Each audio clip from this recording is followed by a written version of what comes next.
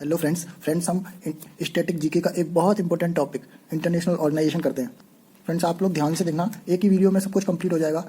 सारे ऑर्गेनाइजेशन हम कवर करने की कोशिश करेंगे पूरी डिटेल के साथ। तो सबसे बड़ा ऑर्गेनाइजेशन है UN, united nation organisation, Hindi में बोलते हैं संयुक्त राष्ट्र संघ। ये वर्ल्ड का सबसे बड़ा ऑर्गेनाइजेशन है, इसलिए हम सबसे पहले पढ़ते हैं। ओके, इसकी स्थापना हुई थी 24 अक्टूबर 1945 को। ये क्वेश्चन विथ डेट आता है, ऑप्शन में आता है 21 अक्टूबर, 22 अक्टूबर, 23 अक्टूबर, 24 अक्टूबर। तो ध्यान रखना 24 अक्टूबर विथ डेट इसको याद करना। 24 अक्टूबर 1945 में इसकी स्थापना हुई थी। एक्चुअली हुआ क्या था, वर्ल्ड वॉर 2 की जो डेट है वो 1 सितंबर 1939 को शुरुआत हुई थी और 2 सितंबर 1945 को खत्म हुआ था। तो सितंबर के अगले महीने में ही ये यूएन बन गया, जिससे वर्ल्ड वार 2 जैसी कोई एक्टिविटी अब दोबारा ना हो। हालांकि वर्ल्ड वार 1 के बाद, जब वर्ल्ड वार 1 हुआ था उसके बाद एक संघ बना था, एक ऑर्गेनाइजेशन थी सक्सेसर ऑफ लीग नेशन, मतलब एक संस्था बनी थी league of nation world war 1 के बाद। और उन्होंने प्रण किया था कि अब वर्ल्ड वार नहीं होने देंगे। फिर भी वर्ल्ड वार हुआ ना, तो लीग ऑफ नेशन तो खत्म हो गई और यूनाइटेड नेशन इसके सक्सेसर के तौर पर नई ऑर्गेनाइजेशन बनी। इसका जो नामांकन किया था, नेम दिया था, वो दिया था प्रेसिडेंट रूजवेल्ट ने। इन्होंने ये नाम प्रपोज किया था, यूएन नाम रख लो। देखो ऐसे याद करेंगे, जब कोई प्रपोज करता है तो रोज देता है, तो इसे याद रखना, रोजवेल्ट ने ये नेम प्रपोज किया था। Okay, Roosevelt. यूएन का काम क्या है, ह्यूमन राइट, सिक्योरिटी, जस्टिस और लोगों का वेलफेयर, कल्याण, ये सब करना। वैसे ये चीजें पढ़नी नहीं होती, जब हम न्यूज़पेपर पढ़ते रहते हैं ये चीजें खुद ब खुद याद हो जाती हैं। हम तो बस फैक्ट देख रहे हैं इस वीडियो में। यूनाइटेड नेशन के 6 ऑर्गन है। फ्रेंड्स आप बार बार इधर उधर वीडियो देखने से अच्छा है कोई एक अच्छा चैनल पकड़े और इसकी वीडियो देखना शुरू करें, नहीं तो आधा टाइम वीडियो चेंज करते करते ही बेकार हो जाएगा। जैसे मॉडर्न हिस्ट्री है, मॉडर्न हिस्ट्री के लिए एक चैनल है बुक इस्तवा, बहुत अच्छा चैनल है, सारी इन्फॉर्मेशन कवर हो जाएगी आपको। हालांकि शॉर्ट नोट्स बनाने पड़ेंगे उनकी वीडियो देखने के बाद, लेकिन फिर आपको चीज़ें याद रहेंगी। इससे मेरा कोई लेना देना नहीं है बुक इस्तवा से, लेकिन आपके फायदे के लिए बता रहा हूँ। बुक इस्तवा चैनल मॉडर्न हिस्ट्री के लिए बहुत अच्छा है, तो आप वीडियो ध्यान से देखें। इंटरनेशनल ऑर्गेनाइजेशन होगा, आपको कोई चिंता करने की जरूरत नहीं है।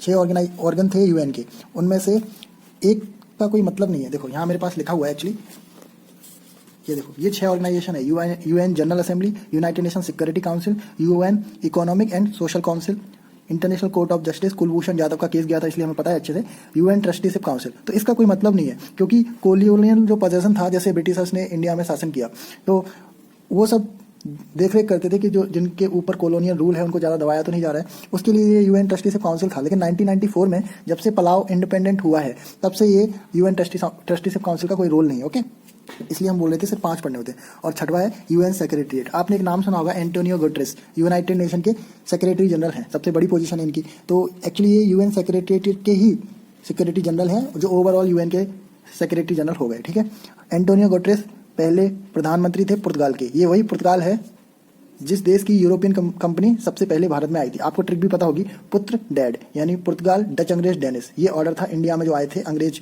शासन करने, व्यापार करने, और लास्ट में फ्रांस आया था। इंटरनेशनल कोर्ट ऑफ जस्टिस में कुलभूषण जाधव का केस गया था इंडिया की तरफ से, हरीश साल्वे जी ने केस लड़ा था और 1 रुपये फीस ली थी। आपको ये सब पता होगा। वहाँ हमने देखा था टीवी पर बहुत सारे जज बैठे थे। एक्चुअली वो 15 जज थे जो 9 ईयर्स के लिए सिलेक्ट होते हैं, 15 जज थे। यूनाइटेड नेशन सिक्योरिटी काउंसिल, इसको पुलिसमैन ऑफ द वर्ल्ड बोलते हैं, और इसके 5 परमानेंट मेंबर हैं। तो यूनाइटेड नेशन सबसे बड़ी है, पूरे देश के लिए एक सीरफ का काम करती है। जो दवाई होती है ना सीरफ, वो ट्रिक है। सीरफ मतलब China, England, Russia, America and France, ये 5 परमानेंट मेंबर हैं। चाइना, इंग्लैंड यानी ब्रिटेन मान लो आप, रसिया, अमेरिका एंड फ्रांस। और 10 इलेक्टेड मेंबर होते हैं 2 साल के लिए। 2/3 मेंबर्स की मेजोरिटी होना जरूरी है इलेक्टेड मेंबर को सिलेक्ट करने के लिए। तो अभी 1 जनवरी 2021 को ही इंडिया इसमें सेलेक्ट हुआ है, तो ध्यान रखना, इंडिया, इंडोनेशिया, आयरलैंड, केन्या, ये सारे नाम नहीं याद करने, बस इंडिया सेलेक्ट हुआ है। और इनकी 6 ऑफिशियल लैंग्वेज हैं। देखो वो भी इसी ट्रिक से याद हो जाएगा।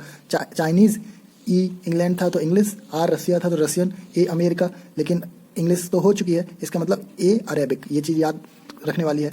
एफ फ्रेंच एंड एक और है स्पेनिश। ये 6 ऑफिशियल लैंग्वेज है, लेकिन कामकाज सिर्फ 2 भाषाओं में होता है। आप आइडिया लगाएंगे या तुक्का मारेंगे तो नहीं लगा पाएंगे। कामकाज 2 भाषाओं में होता है, एक तो इंग्लिश एंड एक फ्रेंच, एक फ्रेंच। तो 2 भाषाओं में कामकाज होता है, इंग्लिश और फ्रेंच। अब बस एक पॉइंट बचता है याद करने के लिए। इसका जो लेटेस्ट मेंबर है, 193rd मेंबर, वो साउथ सूडान है। 2011 में यूनाइटेड नेशन का हिस्सा बना था। कैपिटल इसकी जूबा है। और ये क्वेश्चन पिछले ईयर 2020 में केबीसी में भी पूछा जा चुका है कि लेटेस्ट मेंबर कौन बना है यूएन का, साउथ सूडान, कब? 2011 में। तो यहाँ से ये हमारा यूएन कंप्लीट हो गया। अब आपको कुछ नहीं, 2-3 चीज़ें याद रखनी है। अगर आप वीडियो पॉज करके 1 मिनट मन में रिवीजन कर लेंगे तो बेहतर होगा। अब हम देखते हैं next, world bank. Next second world bank. यहाँ दो संस्थाएं हम साथ में पढ़ते हैं, एक तो वर्ल्ड बैंक है और दूसरा है IMF, इसका full form international monetary fund. देखो फ्रेंड, वर्ल्ड बैंक और IMF का बेसिक अंतर आप याद रखना, जब नॉर्मली देश को ज़रूरत होती है तो वर्ल्ड बैंक से लोन लेते हैं, लेकिन देश की स्थिति बेकार हो जाती है, बिल्कुल बहुत ही रिस्की स्थिति हो जाती है, जैसे इंडिया में 1991 में हुई थी, वैसी अगर स्थिति हो जाती है तो IMF से लोन लेते हैं। अगर कोई IMF से लोन ले रहा है तो ऐसा माना जाता है कि उस देश में थोड़ी सी क्राइसिस ज़्यादा है, इकोनॉमिक क्राइसिस। और वर्ल्ड बैंक से तो लोन लेते ही रहते हैं। वर्ल्ड बैंक का जो मोटो है वो भी है loan for a world free of poverty. तो उन्हें गरीबी दूर करनी है। आपको पता होगा अफ्रीका में बहुत गरीबी है, देश में सबसे ज़्यादा गरीबी ही है। तो इन दोनों की जो कॉमन चीज़ है, जैसे वर्ल्ड बैंक की स्थापना 1944 में हुई थी UN से 1 साल पहले, और IMF की 1945 में हुई थी। ठीक है, दोनों पॉइंट याद रहते हैं। वाशिंगटन DC इसका हेडक्वार्टर है एंड IMF का भी हेडक्वार्टर वाशिंगटन DC है। अच्छा, UN का हेडक्वार्टर न्यूयॉर्क है। ओके, लेकिन आपको एक बात ध्यान रखनी है, UN जहाँ जहाँ आएगा वहाँ सब जगह हेडक्वार्टर न्यूयॉर्क ही दिखेगा, बस 2 या 3 जगह छोड़ के। उनकी ट्रिक है, वो याद कर लेंगे। ओके, जैसे एक UNESCO पढ़ेंगे हम, UNESCO जो वर्ल्ड हेरिटेज साइट देता है, उसका हेडक्वार्टर पेरिस फ्रांस में है। अभी हम आगे देखेंगे। तो वर्ल्ड बैंक एंड IMF में आपको ये दोनों पॉइंट याद हो गए। तो ये वर्ल्ड बैंक तुरंत लोन पास कर देता है, इससे हमें याद रहता है जो इनके प्रेसिडेंट हैं वो हैं डेविड मलपास, तुरंत लोन पास कर दिया। वर्ल्ड बैंक का जो लेटेस्ट मेंबर है वो 189th मेंबर है और वो है नाउरो। हालांकि प्रोनाउंसिएशन मेरा गलत हो रहा होगा, NAURU, नायरू, जो जुलाई 16 में वर्ल्ड बैंक का हिस्सा बना है। और आप याद ही रख सकते हैं कि वर्ल्ड बैंक सबको लोन देता है, गरीबी से दूर करता है। तो ये रोने की आपको ज़रूरत नहीं है, ना रोने की ज़रूरत नहीं है, ये वर्ल्ड बैंक का हिस्सा बन चुकी है। इसकी अगर हम लोकेशन देखें तो ये अगर ऑस्ट्रेलिया है तो नॉर्थ ईस्ट हिस्से में नायरू है, ऑस्ट्रेलिया के north east. President David Malpass याद है। आपको एक नाम और याद रखना पड़ेगा, जो MD एंड CFO हैं, अंशुला कांत। ये इंडियन है इसलिए याद रखते हैं, अदरवाइज नहीं रखेंगे, अंशुला कांत। एंड इधर IMF की तरफ जो चीफ इकोनॉमिस्ट हैं वो एक इंडियन है, उनका नाम है गीता गोपीनाथ। तो चीफ इकोनॉमिस्ट गीता गोपीनाथ है IMF की, काफ़ी बार न्यूज़पेपर में आया था, इसलिए याद रख सकते हैं। फिर भी अगर आपने न्यूज़पेपर नहीं पढ़ा, याद रखना है, तो देखो, अंशुला कांत, जब किसी की बैंक में जॉब लगती है तो आंसू तो आते ही हैं। ओके, वैसे इनकी ट्रिक बनाने की जरूरत नहीं थी, फिर भी सुन लो। हालांकि आंसू खुशी के आंसू हैं अंशुला कांत। अच्छा, वर्ल्ड बैंक तो कंप्लीट हो गया, अब IMF को भी कंप्लीट करते हैं बचे हुए पॉइंट। जैसे इसका 189th मेंबर नायरू था, नारो, क्योंकि वर्ल्ड बैंक के शरण में आ चुके हैं। लेकिन IMF का जो मेंबर है वो 190th है, अभी बना है 16 अक्टूबर 2020 को, तो करंट अफेयर्स भी है ये। तो 190th मेंबर है एंडोरा। इसको कैसे याद करते हैं, IMF से वो ही लोन लेते हैं, वो ही कंट्री लोन लेती हैं जिनका एंड हो रहा हो, एंड होने वाला हो, एंड हो रहा हो, इससे याद रखना है। 190th मेंबर एंडोरा, ऑप्शन देख के आपको याद आ जाएगा। और IMF से कोई लोन लेने का रिस्क नहीं लेता, और उससे हमें MD का नाम याद हो जाएगा। MD का नाम है क्रिस्टेनिला जॉर्जीवा। तो इससे याद रहेगा रिस्क ना लेना, क्रिस्टानिला, रिस्क ना लेना। IMF की एक स्पेशलिटी है कि वो सिर्फ और सिर्फ अपने मेंबर कंट्री को ही लोन देते हैं, क्योंकि उन्हें भरोसा तो होना चाहिए।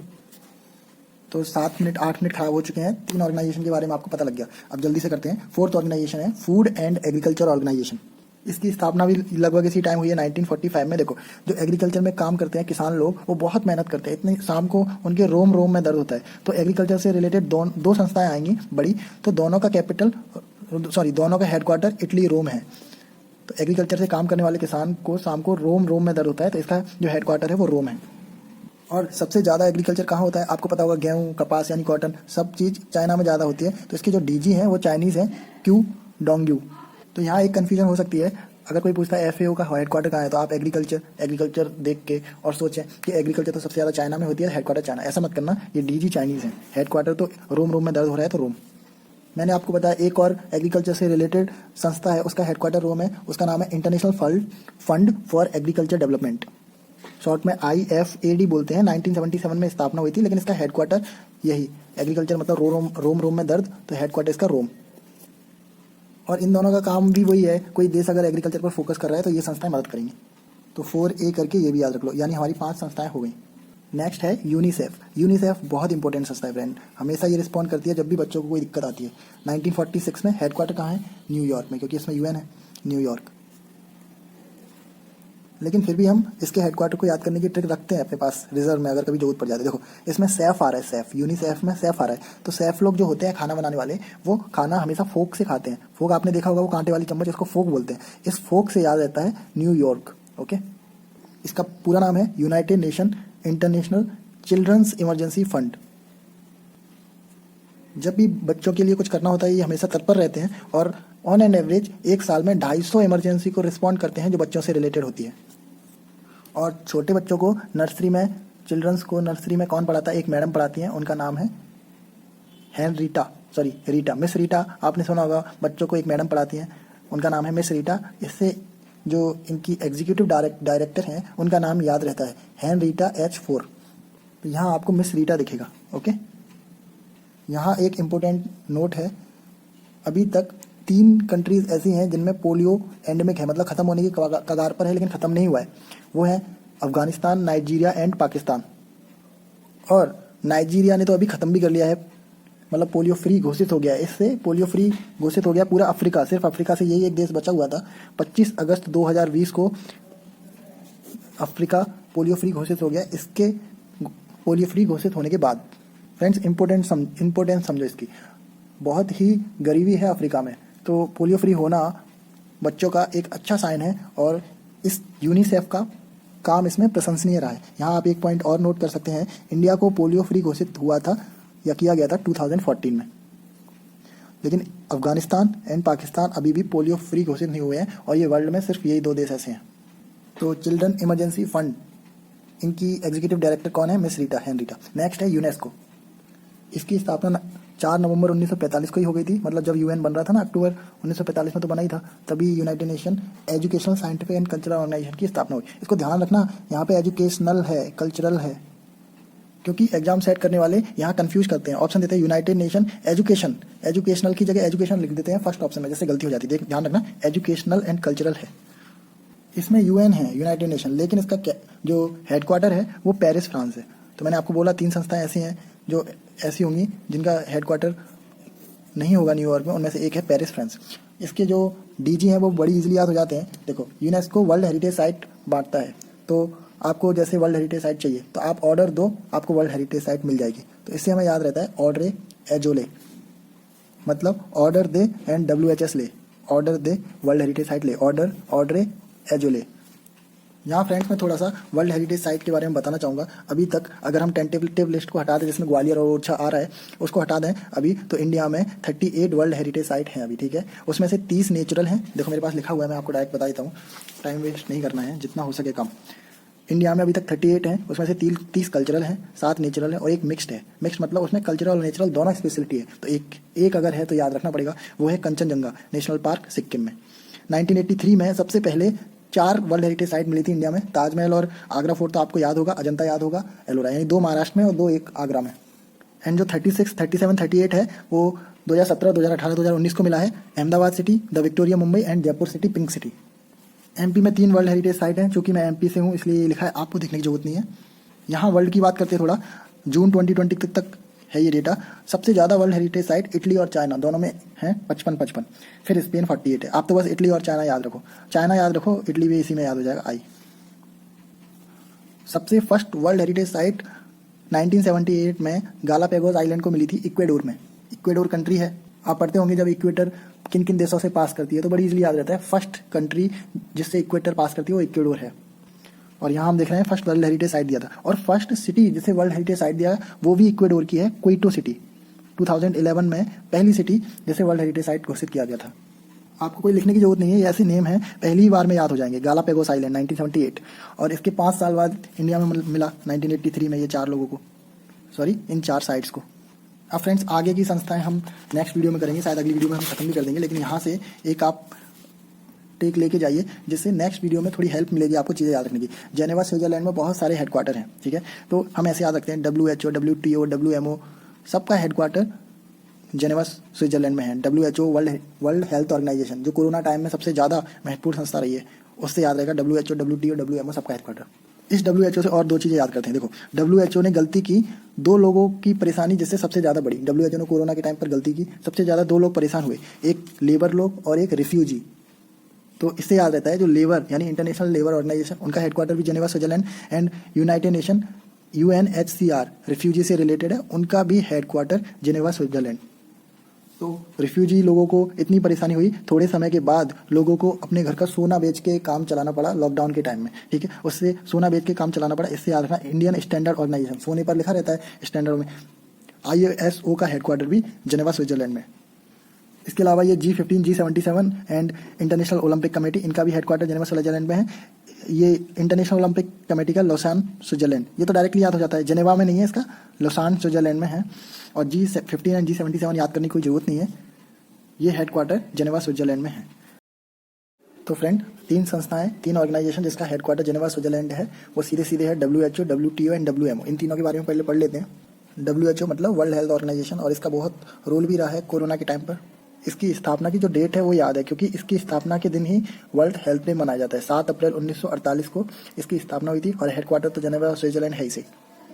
इनके जो DG है वो टेड्रोस अधनोम, पहले ट्रिक से याद करने की जरूरत पड़ती थी, लेकिन कोरोना के बाद डायरेक्ट याद हो जाता है, टेड्रोस अधनोम। लेकिन एक क्वेश्चन याद करना पड़ता है, डिप्टी DG कौन है? देखो, डिप्टी DG है सौम्या स्वामीनाथन।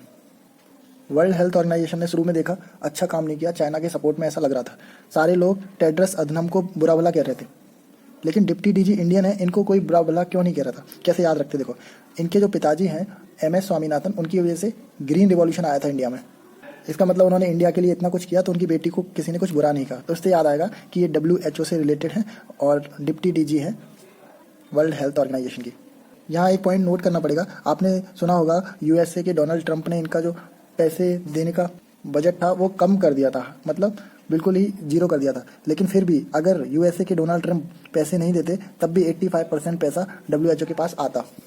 जितने भी पैसे आते हैं उसका 15% शेयर सिर्फ और सिर्फ USA का रहता है। अगर आपको शेयर देखना है तो यहाँ देख सकते हैं 35% सदस्य देशों से आता है, ये आप पॉज करके देख सकते हैं।